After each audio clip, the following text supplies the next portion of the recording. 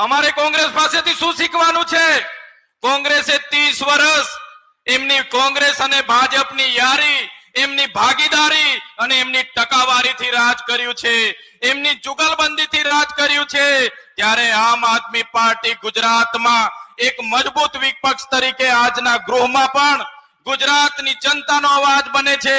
તમે બજેટના સેશનમાં જોયું હશે, અમે ગુજરાતની સરકારને કીધું કે આ બજેટના સેશનમાં ગુજરાતના ખેડૂતોને દિવસે 24 કલાકની વીજળી આપો, અમારા ખેડૂતનું દેવું માફ કરો। અમારા ખેડૂતને જ્યારે આકસ્મિક મૃત્યુ થાય, ખેડૂત પર વીજળી પડે, ખેડૂતને ખેતરે સાપ ડંખ મારે, ખેડૂત પર ઝાડ પડે, ખેડૂત તણાઈ જાય, ત્યારે માત્ર ખેડૂતને નહીં, ખેડૂતના પરિવારને પણ એનો વીમો મળવો જોઈએ।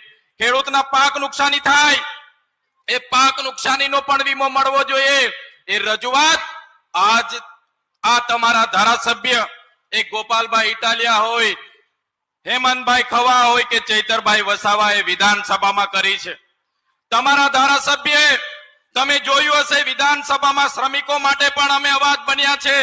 અમે ગુજરાતની સરકારને કીધું, એ ચાહે ભરૂચ હોય, ઝઘડિયા હોય, સચિન હોય, એ ચાહે વાલિયા હોય કે વાપીની જીઆઈડીસી હોય, તમામ જીઆઈડીસીઓમાં કામ કરતા કામદારોને એમની દર વર્ષે પગારમાં ઇન્ક્રીમેન્ટ મળવો જોઈએ, એમને બોનસ મળવી જોઈએ, એમને એસઆઈ મળવો જોઈએ, એમની ગ્રેજ્યુઇટી મળવી જોઈએ અને પીએફ પણ એમને 12% મળવું જોઈએ। આ વાત અમે ગુજરાત સરકારમાં બજેટના સત્ર દરમિયાન કરી છે, તમે બધાએ જોયું હશે।